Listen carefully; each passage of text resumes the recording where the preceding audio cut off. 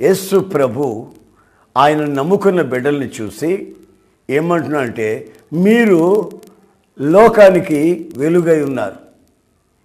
ఆ తర్వాత ఏమంటున్నాడు, మీ సత్క్రియలు చూసి లోకులు దేవునిని మహిమపరుస్తారు అంటున్నాడు. ఆ తర్వాత మరలా ఏమంటున్నాడంటే, ఇదిగో మీ వెలుగు ప్రకాశింపనీయుడి. అసలు యేసు ప్రభువే ఈ లోకానికి నిజమైన వెలుగు. యేసు ప్రభు నమ్ముకున్న వాళ్ళే ఈ లోకానికి వెలుగుని తీసుకొచ్చారు.